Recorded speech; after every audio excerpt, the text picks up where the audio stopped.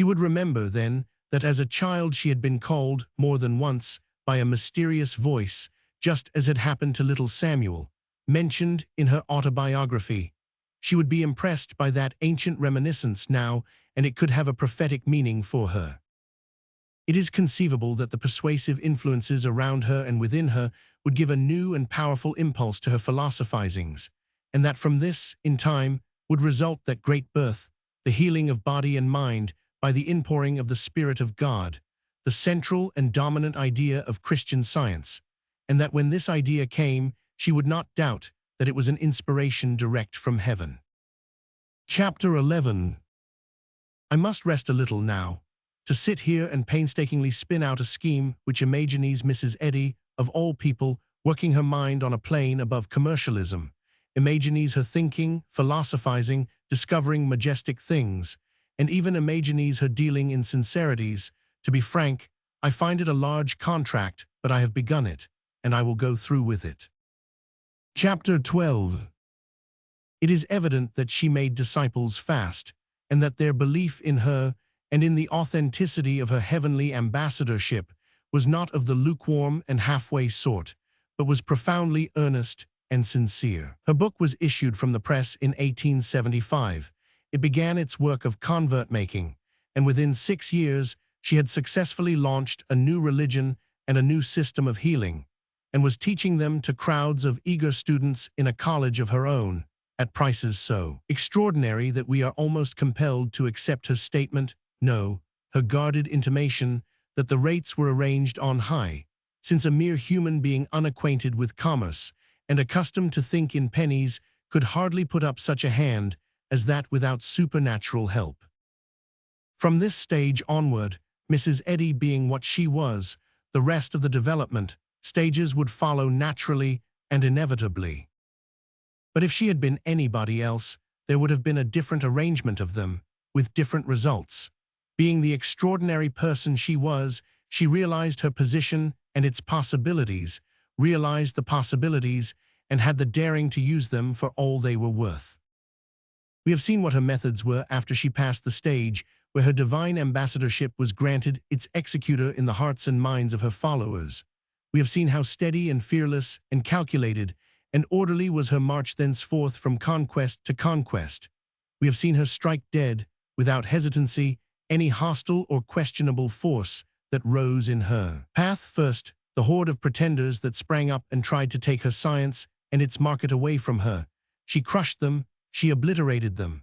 When her own National Christian Science Association became great in numbers and influence, and loosely and dangerously garrulous, and began to expound the doctrines according to its own uninspired notions, she took up her sponge without a tremor of fear and wiped that association out.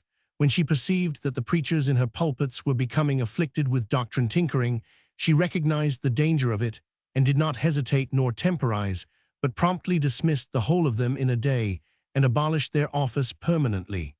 We have seen that, as fast as her power grew, she was competent to take the measure of it, and that as fast as its expansion suggested to her gradually awakening native ambition a higher step, she took it. And so, by this evolutionary process, we have seen the gross money lust relegated to second place, and the lust of empire and glory rise above it. A splendid dream, and by force of the qualities born in her, she is making it come true. These qualities, and the capacities growing out of them by the nurturing influences of training, observation, and experience, seem to be clearly indicated by the character of her career and its achievements. They seem to be a clear head for business and a phenomenally long one, clear understanding of business situations, accuracy in estimating the opportunities they offer, intelligence in planning a business move, firmness in sticking to it after it has been decided upon, extraordinary daring, indestructible persistency, devouring ambition, limitless selfishness, a knowledge of the weaknesses and poverties and docilities of human nature and how to turn them to account which has never been surpassed, if ever equaled. And necessarily, the foundation stone of Mrs. Eddy's character is a never-wavering confidence in herself. It is a granite character, and quite naturally, a measure of the talc of smallnesses common to human nature is mixed up in it and distributed through it, when Mrs. Eddy is not dictating civilities from her throne in the clouds to her official domestics in Boston or to her far-spread subjects round about the planet, but is down on the ground, she is kin to us and one of us. Sentimental as a girl, garrulous, ungrammatical, incomprehensible. Affected vain of her little human ancestry, unstable, inconsistent, unreliable in statement, and naively and everlastingly self-contradictory, trivial and commonplace as the commonest of us. Just a Napoleon as Madame de Remusat saw him, a brass god with clay legs. Chapter 13. In drawing Mrs. Eddy's portrait, it has been my purpose to restrict myself to materials furnished by herself, and I believe I have done that. If I have misinterpreted any of her acts, it was not done intentionally.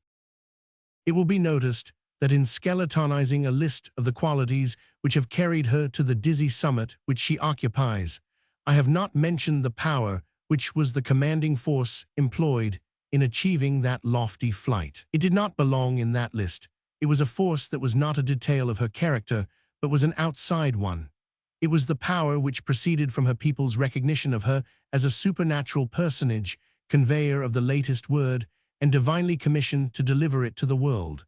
The form which such a recognition takes, consciously or unconsciously, is worship, and worship does not question nor criticize, it obeys. The object of it does not need to coddle it, bribe it, beguile it, reason with it, convince it, it commands it.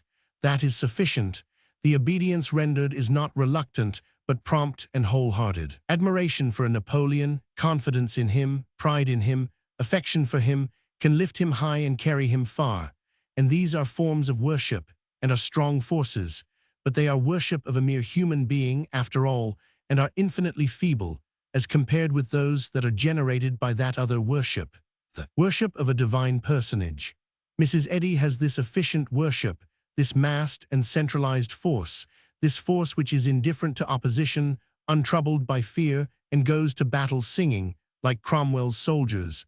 And while she has it, she can command and it will obey, and maintain her on her throne, and extend her empire. She will have it until she dies, and then we shall see a curious and interesting further development of her revolutionary work begin.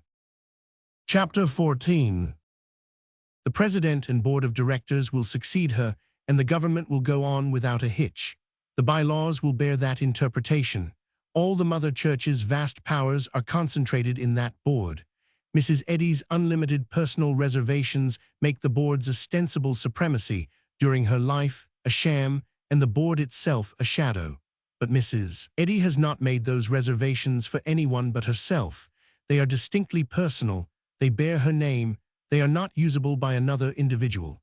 When she dies, her reservations die, and the board's shadow powers become real powers, without the change of any important bylaw, and the board sits in her place as absolute and irresponsible a sovereign as she was.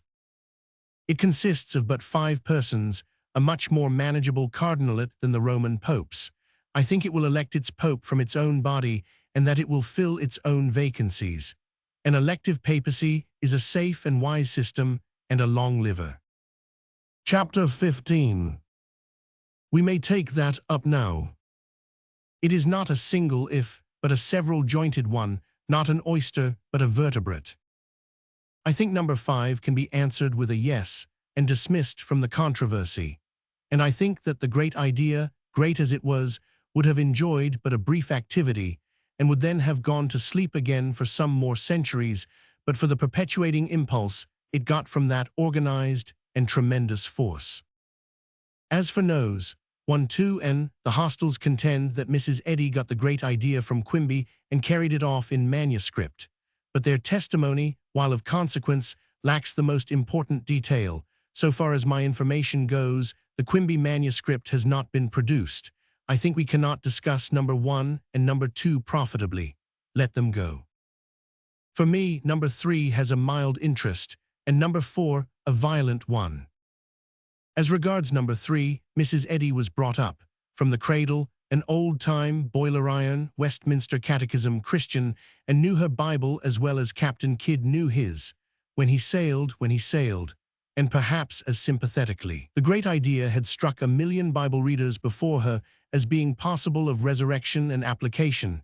It must have struck as many as that, and been cogitated, indolently, doubtingly, then dropped and forgotten, and it could have struck her in due course. But how it could interest her, how it could appeal to her, with her make this a thing that is difficult to understand. For the thing back of it is wholly gracious and beautiful, the power, through loving mercifulness and compassion, to heal fleshly ills and pains and grief, all with a word, with a touch of the hand.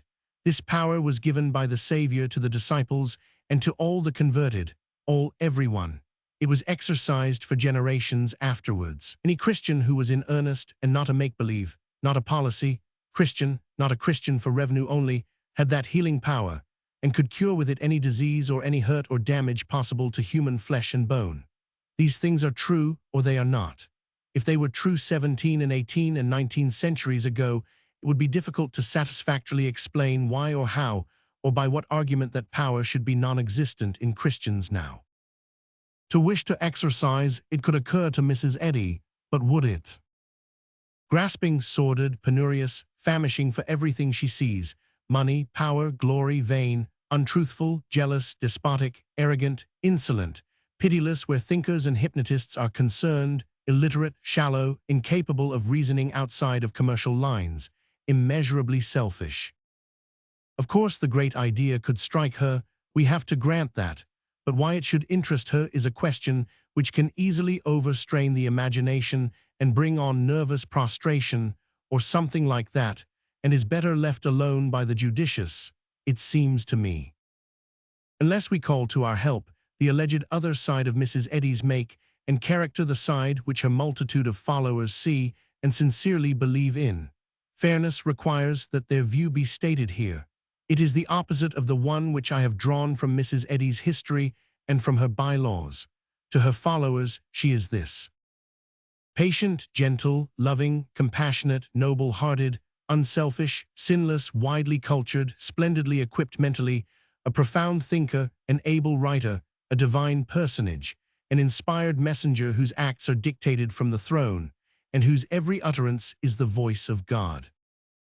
She has delivered to them a religion which has revolutionized their lives, banished the glooms that shadowed them, and filled them and flooded them with sunshine and gladness and peace.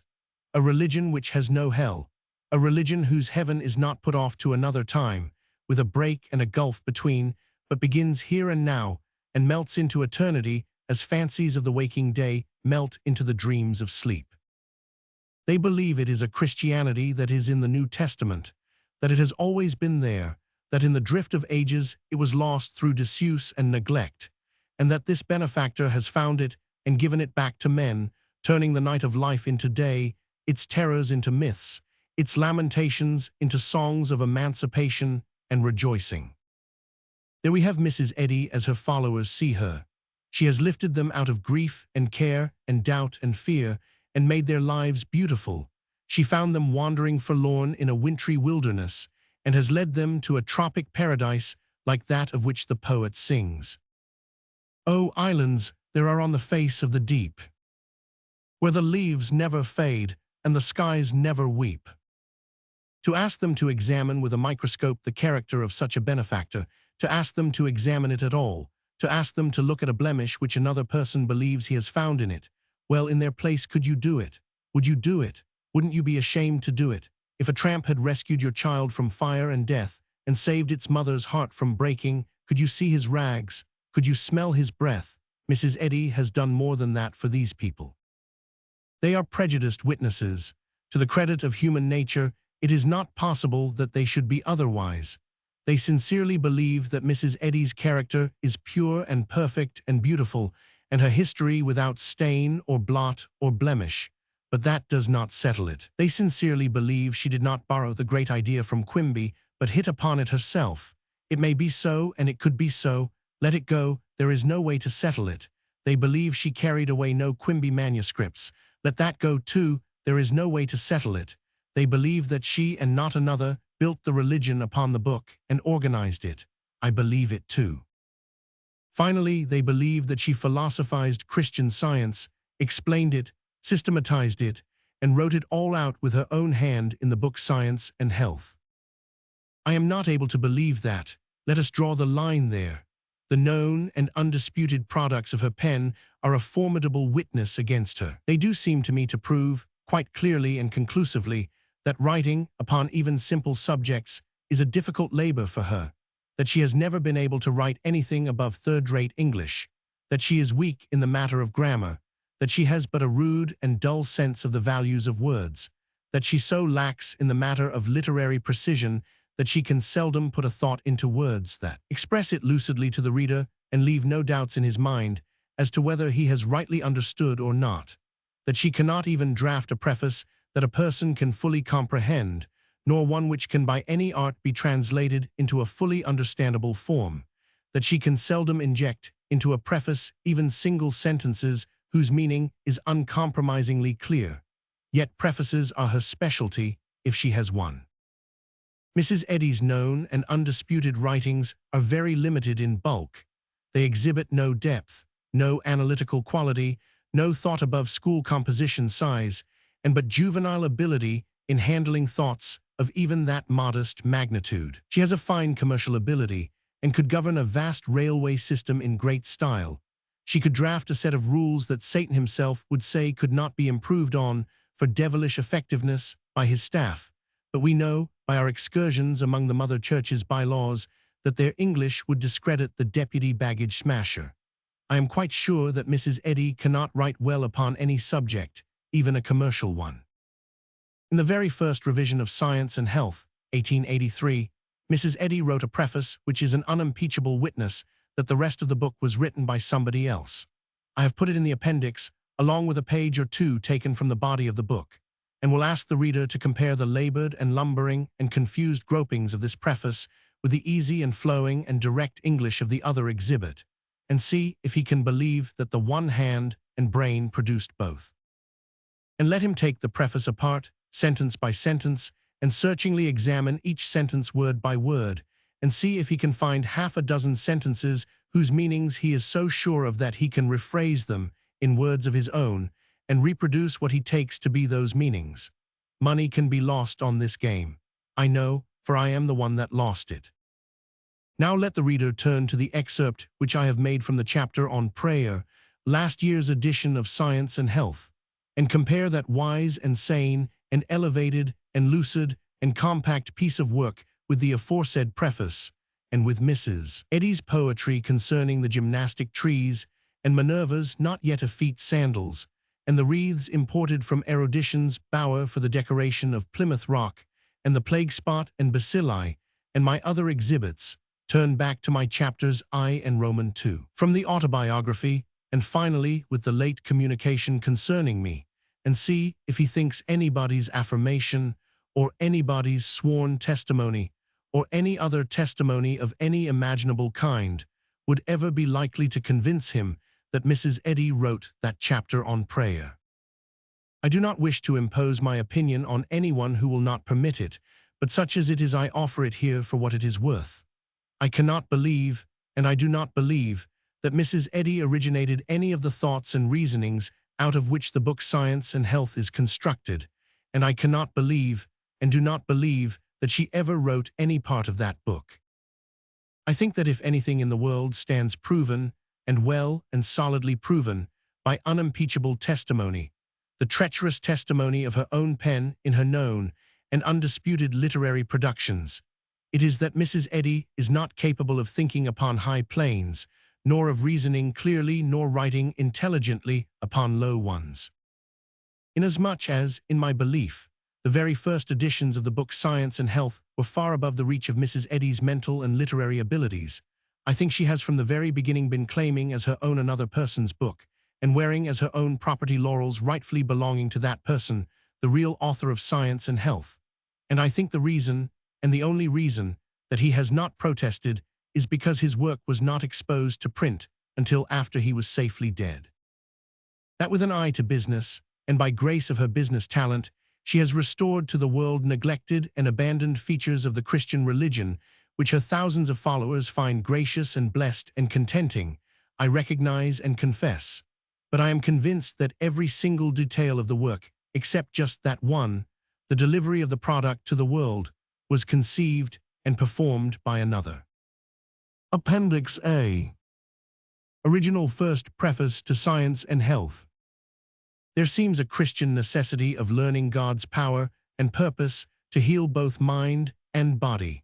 This thought grew out of our early seeking Him in all our ways, and a hopeless as singular invalidism that drugs increased instead of diminished, and hygiene benefited only for a season. By degrees, we have drifted into more spiritual latitudes of thought, and experimented as we advanced, until demonstrating fully the power of mind over the body. About the year 1862, having heard of a mesmerist in Portland who was treating the sick by manipulation, we visited him.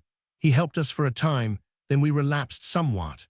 After his decease, and a severe casualty deemed fatal by skillful physicians, we discovered that the principle of all healing and the law that governs it is God, a divine principle and a spiritual not material law, and regained health. It was not an individual or mortal mind acting upon another so-called mind that healed us. It was the glorious truths of Christian Science that we discovered as we neared that verge of so-called material life named death. Yea, it was the great Shekinah, the spirit of life, truth, and love illuminating our understanding of the action and might of omnipotence. The old gentleman to whom we have referred had some very advanced views on healing, but he was not avowedly religious, neither scholarly. We interchanged thoughts on the subject of healing the sick. I restored some patients of his that he failed to heal, and left in his possession some manuscripts of mine containing corrections of his desultory pennings, which I am informed at his decease passed into the hands of a patient of his, now residing in Scotland. He died in 1865 and left no published works. The only manuscript that we ever held of his, longer than to correct it, was one of perhaps a dozen pages, most of which we had composed. He manipulated the sick, hence his ostensible method of healing was physical instead of mental. We helped him in the esteem of the public by our writings, but never knew of his stating orally or in writing that he treated his patients mentally, never heard him give any directions to that effect, and have it from one of his patients, who now asserts that he was the founder of mental healing, that he never revealed to anyone his method. We refer to these facts simply to refute the calumnies and false claims of our enemies, that we are preferring dishonest claims to the discovery and founding at this period of metaphysical healing or Christian Science. The science and laws of a purely mental healing and their method of application through spiritual power alone, else a mental argument against disease, are our own discovery at this date. True, the principle is divine and eternal, but the application of it to heal the sick had been lost sight of, and required to be again spiritually discerned, and its science discovered, that man might retain it through the understanding. Since our discovery in 1866 of the divine science of Christian healing, we have labored with tongue and pen to found this system. In this endeavor, every obstacle has been thrown in our path that the envy and revenge of a few disaffected students could devise. The superstition and ignorance of even this period have not failed to contribute their might towards misjudging us, while its Christian advancement and scientific research have helped sustain our feeble efforts. Since our first edition of Science and Health, published in 1875, 2 of the aforesaid students have plagiarized and pirated our works. In the issues of EJA, almost exclusively ours, were 13 paragraphs, without credit, taken verbatim from our books. Not one of our printed works was ever copied or abstracted from the published or from the unpublished writings of anyone. Throughout our publications of metaphysical healing or Christian Science, when writing or dictating them, we have given ourselves to contemplation wholly apart from the observation of the material senses. To look upon a copy would have distracted our thoughts from the subject before us. We were seldom able to copy our own compositions and have employed an amanuensis for the last 6 years. Every work that we have had published has been extemporaneously written, and out of 50 lectures and sermons that we have delivered the last year, 44 have been extemporaneous. We have distributed many of our unpublished manuscripts, loaned to one of our youngest students, R.K.Y., between 300 and 400 pages, of which we were sole author, giving him liberty to copy but not to publish them. Leaning on the sustaining infinite with loving trust, the trials of today grow brief, and tomorrow is big with blessings. The wakeful shepherd, tending his flocks, beholds from the mountain's top the first faint morning beam ere cometh the risen day. So from soul's loftier summits shines the pale star to prophet shepherd, and it traverses night, over to where the young child lies, in cradled obscurity that shall waken a world. Over the night of error dawn the morning beams and guiding star of truth, and the wise men are led by it to science, which repeats the eternal harmony that it reproduced, in proof of immortality. The time for thinkers has come, and the time for revolutions, ecclesiastical and civil, must come.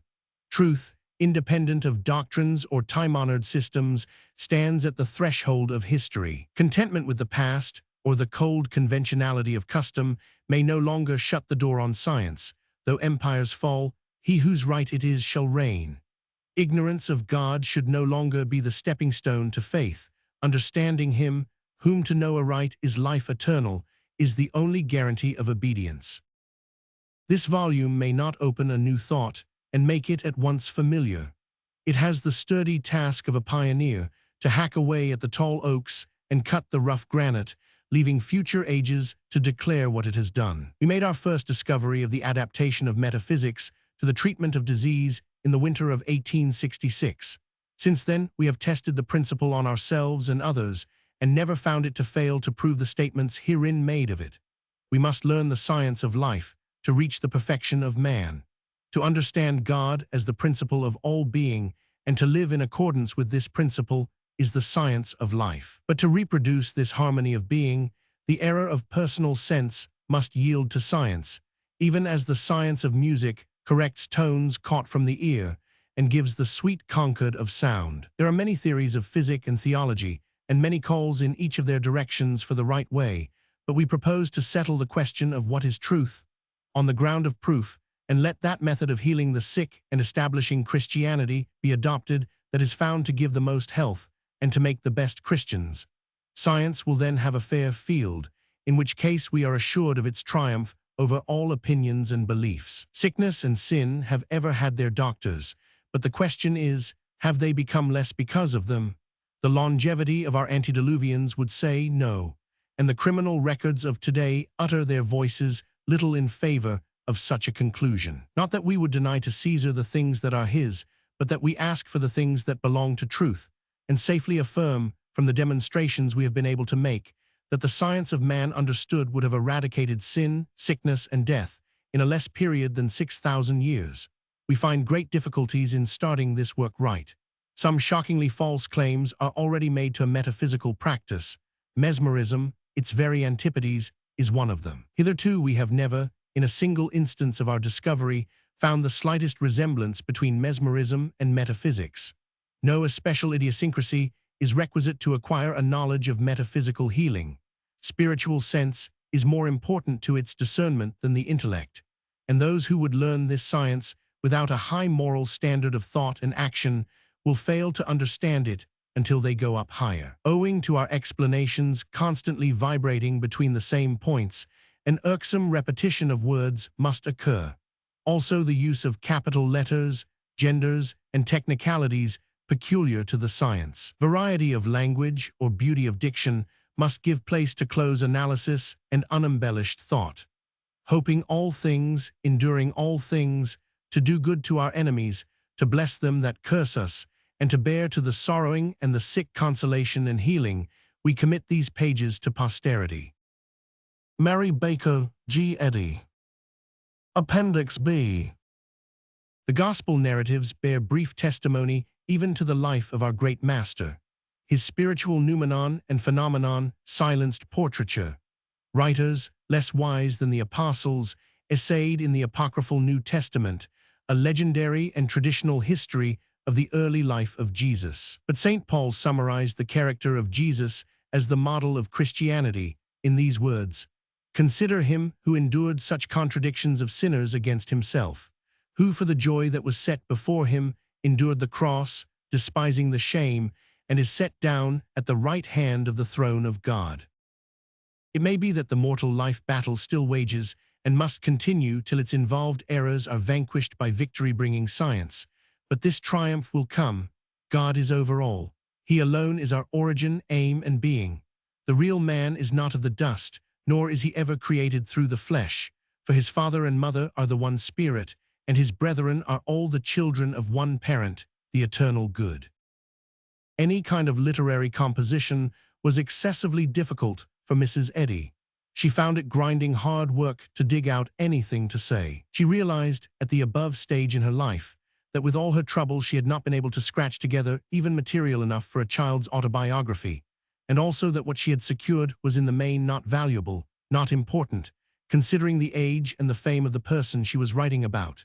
And so it occurred to her to attempt, in that paragraph, to excuse the meagerness and poor quality of the feast she was spreading, by letting on that she could do ever so much better if she wanted to, but was under constraint of divine etiquette. To feed with more than a few indifferent crumbs a plebeian appetite for personal details about personages in her class was not the correct thing, and she blandly points out that there is precedent for this reserve. When Mrs. Eddy tries to be artful in literature, it is generally after the manner of the ostrich, and with the ostrich's luck. Please try to find the connection between the two paragraphs. Mt. Appendix 100. The following is the spiritual signification of the Lord's Prayer. Principal, eternal and harmonious, nameless and adorable intelligence, thou art ever present and supreme. And when this supremacy of spirit shall appear, the dream of matter will disappear. Give us the understanding of truth and love, and loving we shall learn God, and truth will destroy all error, and lead us unto the life that is soul, and deliver us from the errors of sense, sin, sickness, and death. For God is life, truth, and love forever. Science and Health, edition of 1881. It seems to me that this one is distinctly superior to the one that was inspired for last year's edition. It is strange, but to my mind plain, that inspiring is an art which does not improve with practice. Mt. Appendix 500. For verily I say unto you, that whosoever shall say unto this mountain, Be thou removed, and be thou cast into the sea, and shall not doubt in his heart, but shall believe that those things which he saith shall come to pass, he shall have whatsoever he saith. Therefore I say unto you, what things soever ye desire when ye pray, believe that ye receive them, and ye shall have them. Your Father knoweth what things ye have need of before ye ask him. Christ Jesus. The prayer that reclaims the sinner and heals the sick is an absolute faith that all things are possible to God, a spiritual understanding of him, an unselfed love. Regardless of what another may say or think on this subject, I speak from experience. This prayer, combined with self-sacrifice and toil, is the means whereby God has enabled me to do what I have done for the religion and health of mankind. Thoughts unspoken are not unknown to the divine mind. Desire is prayer, and no less can occur from trusting God with our desires, that they may be molded and exalted before they take form in audible word and in deeds. What are the motives for prayer? Do we pray to make ourselves better, or to benefit those that hear us, to enlighten the infinite, or to be heard of men? Are we benefited by praying? Yes, the desire which goes forth hungering after righteousness is blessed of our Father, and it does not return unto us void. God is not moved by the breath of praise to do more than he has already done, nor can the infinite do less than bestow all good, since he is unchanging wisdom and love. We can do more for ourselves by humble fervent petitions, but the all-loving does not grant them simply on the ground of lip service, for he already knows all. Prayer cannot change the science of being, but it does bring us into harmony with it. Goodness reaches the demonstration of truth. A request that another may work for us never does our work. The habit of pleading with the divine mind, as one pleads with a human being, perpetuates the belief in God as humanly circumscribed, an error which impedes spiritual growth. God is love. Can we ask him to be more? God is intelligence. Can we inform the infinite mind, or tell him anything he does not already comprehend? Do we hope to change perfection? Shall we plead for more at the open fount, which always pours forth more than we receive? The unspoken prayer does bring us nearer the source of all existence and blessedness. Asking God to be God is a vain repetition. God is the same yesterday and today and forever, and he who is immutably right will do right without being reminded of his province. The wisdom of man is not sufficient to warrant him in advising God. Who would stand before a blackboard and pray the principle of mathematics to work out the problem? The rule is already established, and it is our task to work out the solution. Shall we ask the divine principle of all goodness to do his own work? His work is done, and we have only to avail ourselves of God's rule in order to receive the blessing thereof.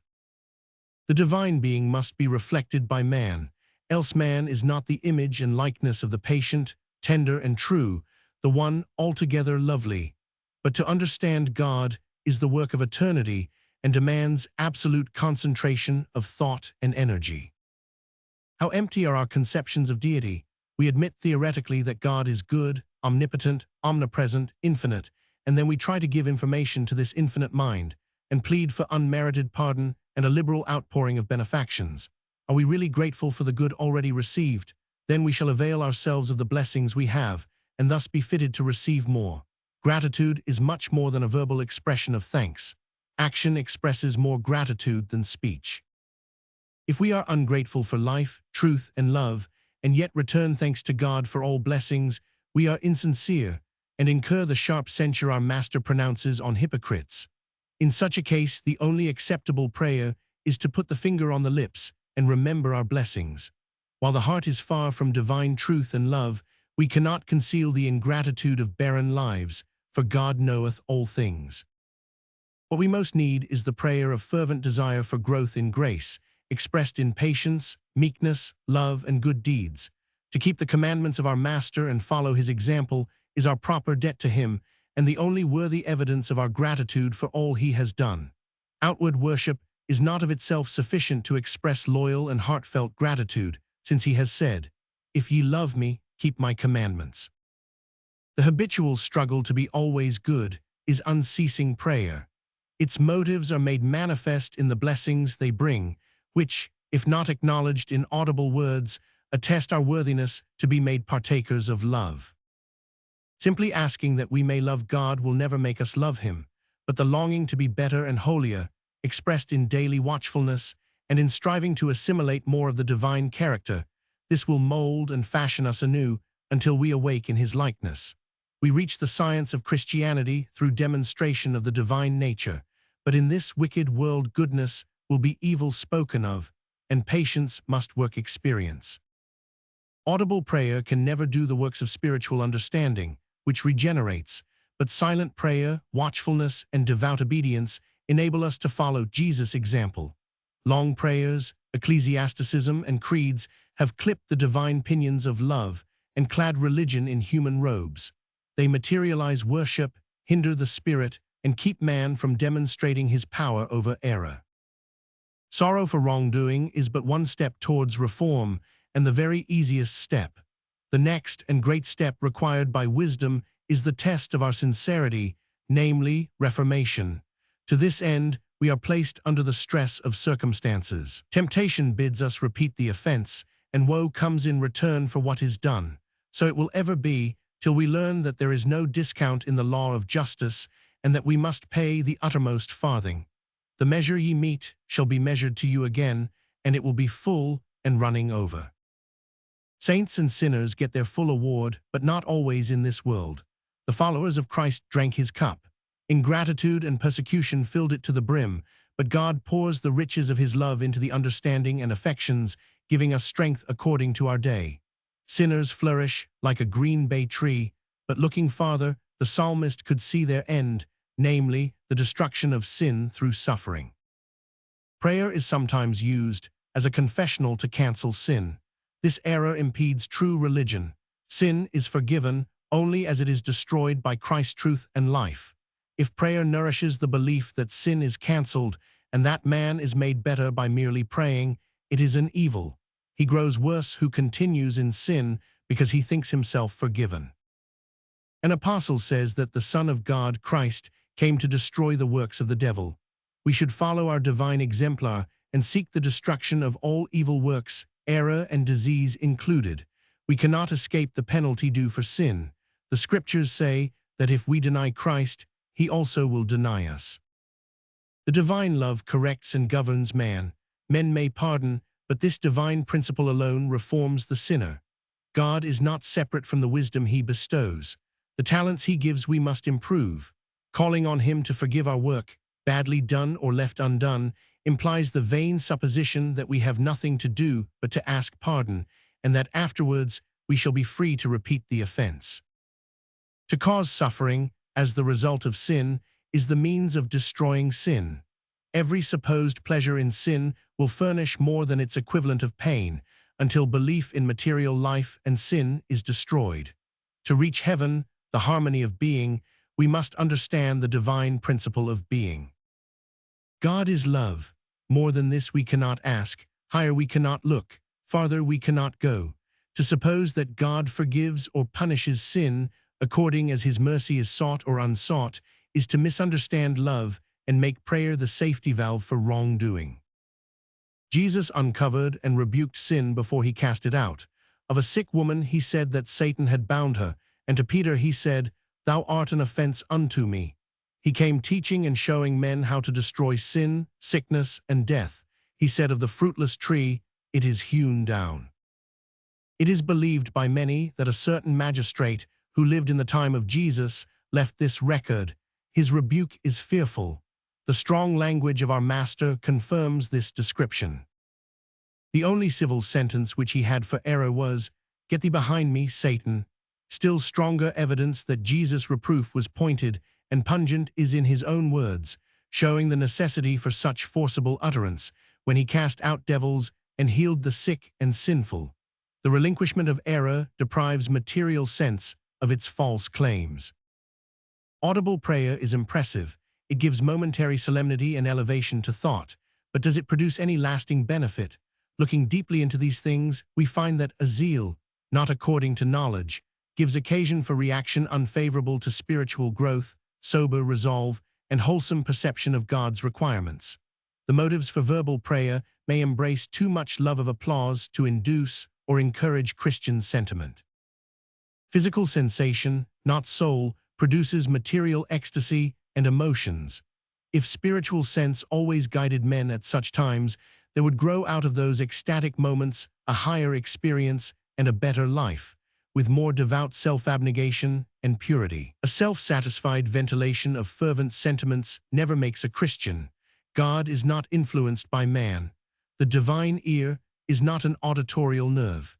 It is the all-hearing and all-knowing mind, to whom each want of man is always known, and by whom it will be supplied.